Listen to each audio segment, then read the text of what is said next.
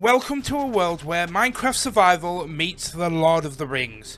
In this series, we've defied the odds and survived over 200 days, forging a dwarven empire of epic proportions, but the stakes are higher than ever in hardcore mode, where death means we lose everything that we've built. Today we're diving into the Nether for the first time in this series, but that's not all.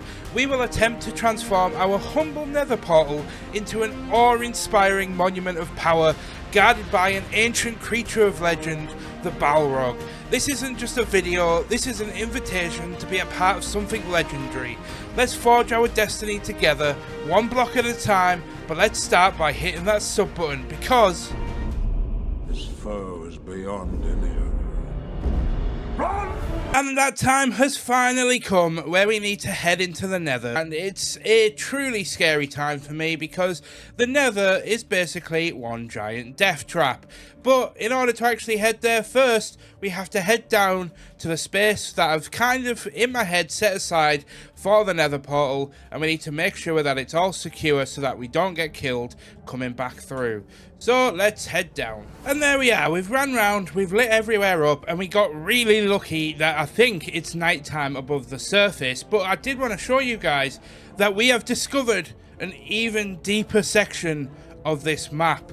And yes, this is huge. You can kind of see it goes all the way down there and all the way down there. I think there is a whole new level of expanse to this world, and if we go deeper, then I feel we may unlock a power which is far too dark and far too deep. So for now, we're gonna just cover this up, because you know what I'm like, we're falling into holes, and we'll just use a cobblestone so that we can, you know, get rid of it in the future really easily, and we kind of know where it is. Ooh, piece of candy. I see you up there. We've built the Nether Portal in the position that we want it. I took a short while actually deciding where to put it because of what's going to become apparent later on in this video, but I have actually placed it. Now before we light it and go through, I actually need to go and get some gold armor so that we don't die to piglings. So I'll be back in just a second. And we return with our golden little booties, and we are ready to face the Nether. Well, I say we are ready. You're probably ready. My character's ready. I am not ready. I absolutely despise the Nether because there's just far too many things in there that can kill you or want you dead. So, deep breath for the dwarves. Bit more of an anticlimactic battle charge. Well, we are in, and we are in a particularly nasty spot, although it is rather enclosed, which is always nice. Just kind of doing a quick perimeter surrounding check to make sure there's nothing ready to kill us, and then I think the first thing we do is I'm actually going to mine up this magma block because I actually need it for a project, and we need it for water elevators as well, so I'm actually just going to mine that up, and then what we'll do is we'll fill in with some random blocks for now, and we will be filling it in with better blocks and making this whole area look pretty, but it's a future project for Netherite overpowered Mike, not Diamond very scared little girl Mike. Well, we've actually done a pretty okay job at securing this area. I don't think any mobs can get in, and I don't think any ghasts can kind of shoot at us from there. What's this little area? But what we have found already is a little bit of nether quartz, which is always good because the amount of XP that you get from nether quartz is really good for repairing your pickaxe, and we also need the nether quartz for observers and things, so it's a really good resource to have. As soon as we come into the Nether, we're not looking for it for too long. Oh, I almost forgot. One thing we need to do is take a screenshot of our coordinates because we don't want to lose where we are in the world. I actually think this is going to be a much bigger nightmare to get down than I realized. I actually think we go down in the opposite direction first and see if we can kind of make our way slow. See, I think what we can do is we can stairway our way down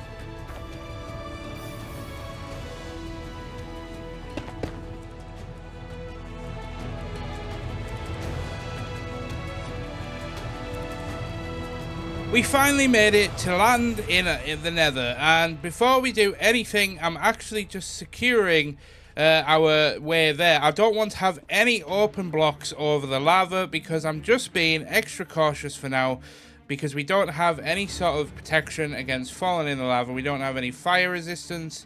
We don't have anything. So all I want to do is just make sure that the walkway is completely protected like so. Now, digging straight down in the Nether is something that I am definitely 100% not doing. Don't mind doing it in the overworld, but in the Nether, that's a big nope. Now, another reason why we came to the Nether was for that beautiful stuff over there. We need glowstone, but I don't think getting a hold of it is going to be as easy as I once initially thought. Oh. Can we get... Oh, I thought we were going to be able to get the... A little bit lower. Hey! Yeah, I was trying to get the return to sender, but I think my hands are a little bit too shaky for that right now. Okay, so I think the final thing we do before leaving the Nether is we establish a mining area, because we're going to need to be mining netherite. Now, I know we can't actually upgrade our gear until we go to a bastion, but at least if we have the netherite, we can actually make some mining machines in the overworld. And so that's the first thing that I would like to basically focus on doing. And I want to make it not too far from the tunnel, but I also don't want it to be heading in the direction of the lava. So let's just go ahead, dig down here to about Y18.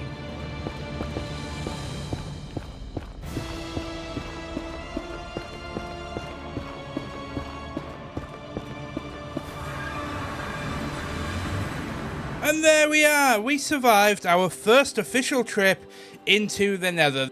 I'm actually running out of places to put chests, so we'll use this little area in here now and put in everything that we get from the Nether into here so that we can keep them separate, and we know if we need anything from the Nether, we can check that chest first. But for now, we can swap those boots and then keep those in our inventory. Put the diamond in there. We now have 3 more diamonds, so we can actually probably make a diamond axe. Head down into our newly modified skeleton spawner to go and collect XP for our pickaxe. Well, I finally got that done. It just sucks because I have to AFK for about 20 minutes every single time that I want to like almost fully repair this pickaxe. So we really could do with getting unbreaking on this pickaxe. So I think that's what we're probably going to do before we go ahead and actually start on this huge project that I'm going to talk about. So let's go and get a few more villagers into our library, which is unfinished. Not my fault, don't blame me, shut up. And let's see if we can get a unbreaking 4 or unbreaking book. Somebody said in a video that if I place the door on sideways, then villagers will never be able to get out because they'll see it as a open door and they'll always try and walk out of it, but obviously it's sideways, so they can't. And you, sir, need to come down here so I can get you in this boat, if you don't mind. Can you please just get in the boat?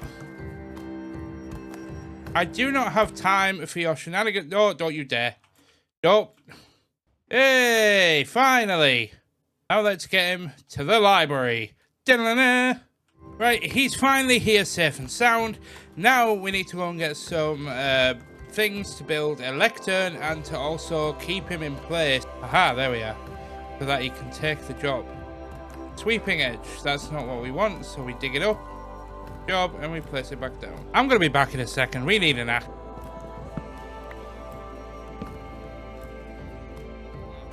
I'm kind of tempted to lock in this trade if we can. Just because that is... Efficiency 5 is huge.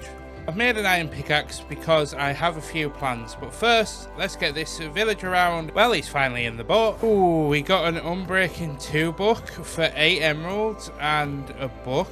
So it would only actually be 2 books and 16 emeralds to get Unbreaking 3. So I think I'm going to go ahead and lock that in. We now just need just another book, which we can easily get, and then we can get Unbreaking 3, which is huge. The only issue then is obviously combining them and putting them on the pickaxe is probably going to be pretty expensive. Purchase the second book. We now have 2 Unbreaking 2 books. Combine them in the enchanting thing. Now, can we add this? Oh, it only costs 5. Is it cheaper to combine books and then add it to the pickaxe? That's what I'm thinking. Let me do some quick research. So the information that I've gathered is a little bit out of date, I think, but apparently combining the actual books first is a much cheaper method. So one project that we do actually need to focus on is expanding the sugarcane farm once again, because yes, we don't have automation, although we are getting very, very close to being able to automate sugarcane production. We have to manually wait for it to grow, then harvest it. So I made an iron pickaxe just so I don't have to use the diamond one, and now we're going to get to work expanding this farm by a few more levels just so we can speed up the production of sugarcane, which, like I said in previous videos, will result in faster emeralds. No way that happens. I've just leveled up this guy that sold us the Unbreaking 2 book, and he's also unlocked a Fortune 1. That is great. That means that we're going to be able to get 3 Fortune books, put it on our pickaxe, and we're going to have Fortune on it as well. Oh, this day just gets better. After some more painstaking AFK, we should now be able to purchase the Efficiency 5 book. He is hoping we actually have the XP levels. Let's put these together. It only going to cost 6. And then we put the pickaxe in there and it's going to cost 12. We only just had enough to get Unbreaking 3 and Efficiency 5 on our pickaxe. I had an idea, and I actually feel like I want to get rid of this entire section so that as you come up to the edge of this bridge, you'll be able to look out across the vast expanse of the Dwarven Kingdom, because I feel like as an entranceway we shouldn't overcrowd it, but what we should do is provide it as a tactical point from a lore perspective as to where the dwarves can easily defend it, but also just a way to have a better, more magnificent view of the whole kingdom. So I'm going to get rid of all of this. I'm going to dig all of this out. As you can tell, I've already been digging out the floor, and that's why we needed to work on getting the Unbreaking and Efficiency enchant for the pickaxe, because every time I dug out one layer of this floor, I then had to go on AFK for 20 minutes to repair the pickaxe. He's only bloody gone and done it. Yep, that's it. We've finally dug out the entire area of this map, and it only took us about 6 hours to do it in total, and we've had to repair our pickaxe 2 or 3 times, but we've finally dug down. Okay, so we're now outside of the Nether Portal, and now is the time where I'm going to take a second to explain to you what the plan is and reveal the slight little twists that we've had going on in the background and the little storyline and the lore that we're going to build up in this world. So, basically, I found the skeleton spawner up there in our base, and I had to think of a way of tying it into the Tolkien lore, because if you're not familiar with this series and you didn't pick up by the intro, we are basically building a fantasy world in this Minecraft Hardcore Survival series, which is based on the Tolkien universe. So what do I mean by this? So basically, after we found that skeleton spawner, I needed to find a way to tie in that skeleton spawner into the kind of Tolkien universe, as well as make it make sense in our world. The dwarves in Moria actually dug too deep and delved too greedily.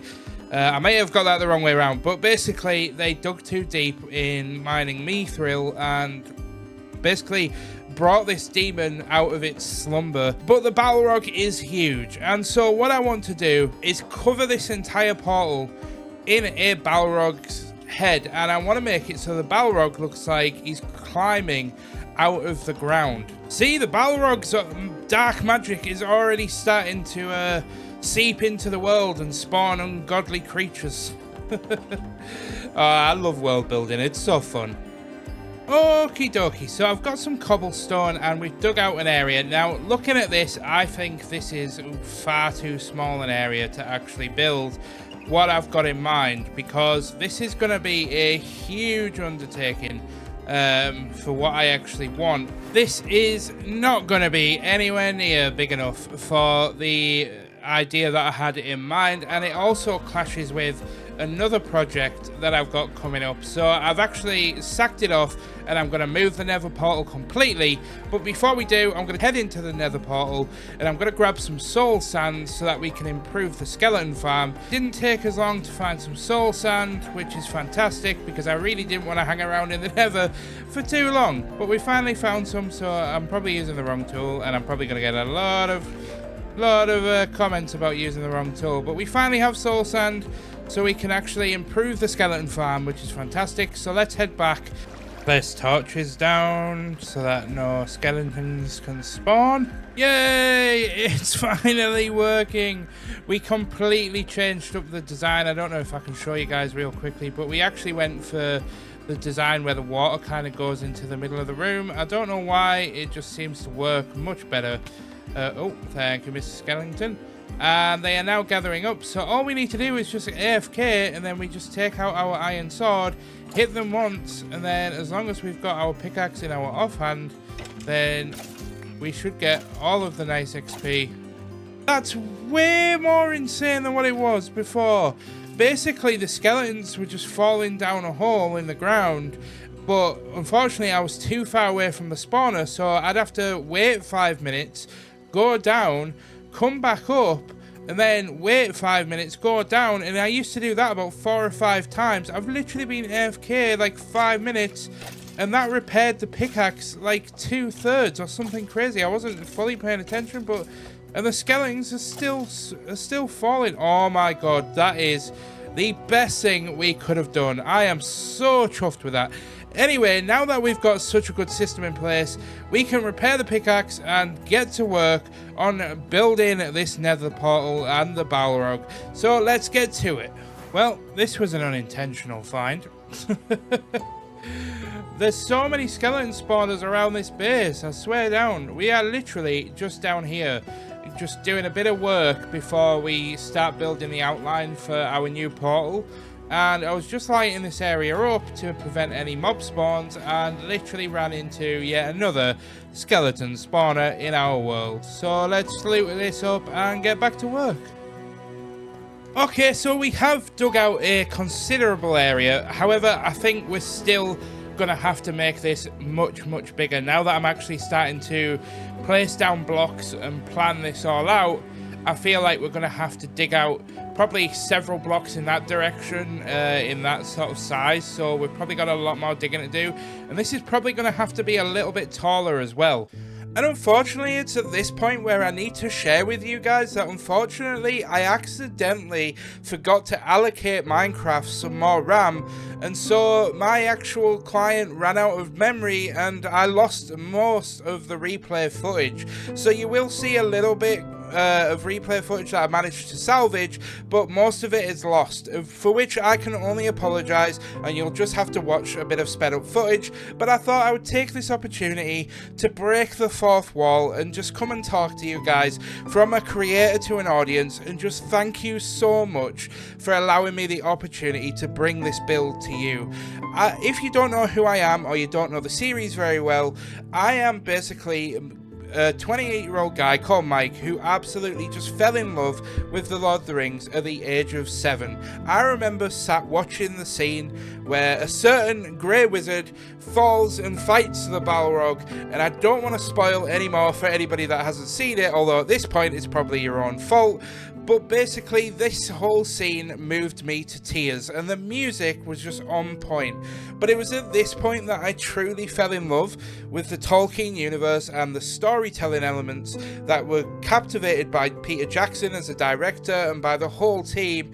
And so I am just so grateful to bring this into Minecraft and to share it with you all, because my wife is unfortunately a disabled lady and she has rheumatoid arthritis and fibromyalgia, which basically basically just means in a simplicity that her body is fighting against itself. So I have, ever since I got with Ashley, I decided that I was going to commit my life to hopefully building some businesses and doing what I love so that I can live more financially independent, so I can look after her.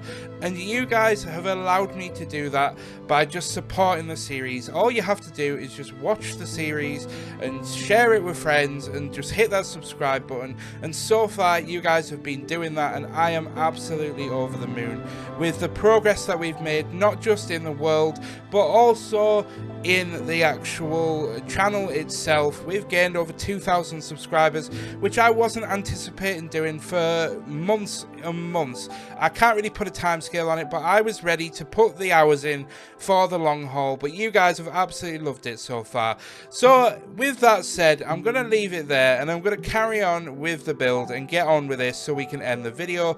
I just wanted to take this time to introduce you to a little bit more about me and who I am and why I'm doing this, and to just thank each and every one of you. You guys are absolutely amazing, but let's continue this. I literally just fell. I was just finishing up recording, getting to the last corner of digging upwards and kind of clearing the area above the build. Fell, panicked, and rather than pressing number 2, I hit number 3 and ended up shooting an arrow at the floor. I was on half a heart. Literally, if I had been 1 block higher, this series would have ended. Ooh. Okay, so we've got the eyes and the snout in, like temporarily using moss blocks because it's what we had on hand. And I'm kind of constructing the Balrog around it. Okay guys, we have finally completed the rough outline of the Balrog head. The next stop is to add details, and I want to add a little bit of detail, and I also want to add a little bit of texture. So that's what we're going to do. We're going to head into the Nether. We're going to get some black stone. We're also going to go and get our magma blocks, and then we're going to add some texture and we're going to add some details to this before we landscape the area. So let's go and grab those. So now we can get our magma blocks. Through the Nether we go. Right, this is the rock we need, but we don't want to dig it from under the portal. So let's just go ahead and dig this up from behind and see. Oh, I'll actually get some of this rock as well, because I think this will be good at adding some texture around the mouth area. So let's just keep digging this.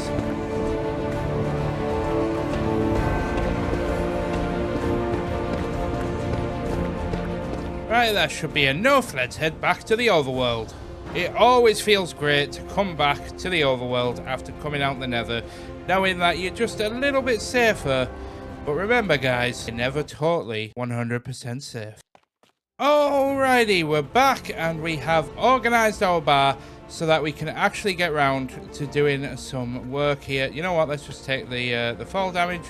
And we don't have any torches to light this up, but hopefully these magma blocks should do some lighting up. So all we're going to do is just go around and add some magma blocks, which are going to add like a little bit of lighting, and then we're also going to use them to kind of add these like almost as if they're like veins running through like his whole body.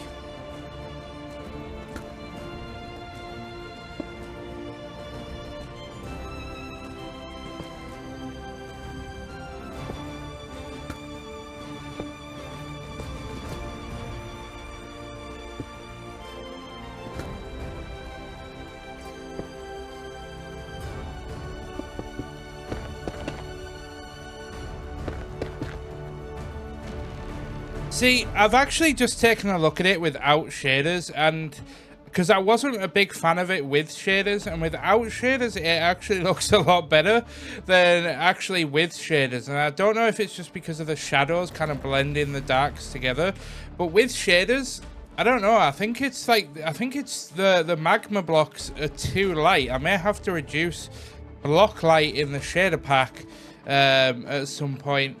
But what we need to do now is we actually need to go and get some obsidian before we transform the rest, because I have an idea about how I want to do the eyes and the nose to kind of contrast. Because the Balrog is a fire demon. He's like shrouded in like flame and shadow, but I kind of want to tie in the whole Nether Portal concept into the demon by making his eyes and his snout, like the fire or the energy inside it, kind of purple. So we're going to go and get some obsidian so we can make the nether portal down there. But I also have a secret surprise, which some of you may be clocking onto, about how we're going to do the eyes and the snout. So let's go and get some obsidian, and we'll be back. At the Balrog with all the materials I believe that we need, including the flint and steel. Right, so in theory, all we have to do is just build a nether portal using some obsidian, and all we have to do is just go something like 1, 2, 3, 4, 5.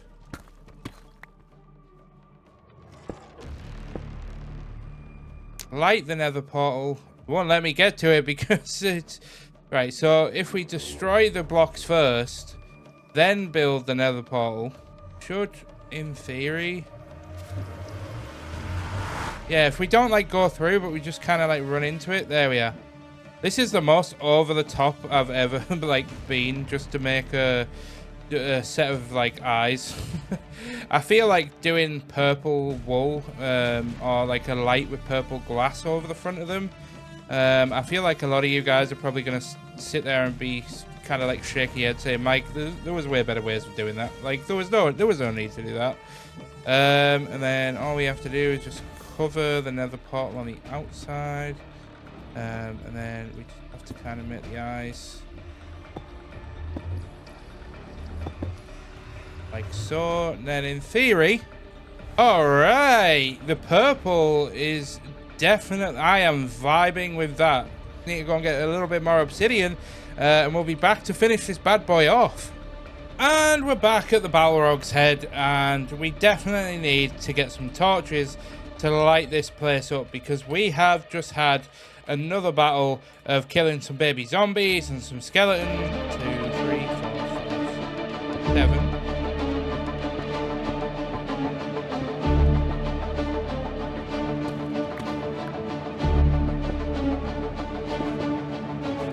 And there we are. There is the portal done. Now, I just have to do the roof of the mouth to kind of hide the top portion of this. But yeah, it's not looking too shabby. Okay, guys, we've almost got there in terms of we've got a little bit more moss to clear off the roof. That's kind of doing my head in and kind of just taking me a while to get rid of, as you can see. But as of this area, it's almost done. All we actually have to do is just light up the actual build a bit more by putting down a little bit more magma blocks or a few torches hidden somewhere. And then I actually want to just make this area look a little bit more natural. But what I actually want to do in the long term, or at least maybe do it in the next episode or the next couple of episodes, is add some defenses around this area. I want to make it as if the dwarves are setting up defenses ready for battle. And obviously we're going to have some like spikes coming up that are going to like try and stop the Balrog. We'll have to make some like ballistas and stuff that are like pointing at the Balrog, and we'll have to decorate it with some cool swaggy things in the coming episodes. But for now, I am actually going to go ahead and leave it there, because this episode has taken me a long damn time, and it's actually taken me an incredibly long time to film this, because we've done about 10 hours of mining, and I know we've looked at these statistics already, but if we look at this, we've actually mined 34,000 deep slate. It's actually nearly 35,000 deep slate, as well as 30,000 stone, but as you can tell, this is all the deep slate level, so this is pretty much about 20,000, 22,000 of that deep slate was just in this area. And not even the first half of the project. So I am going to go ahead and leave the episode there.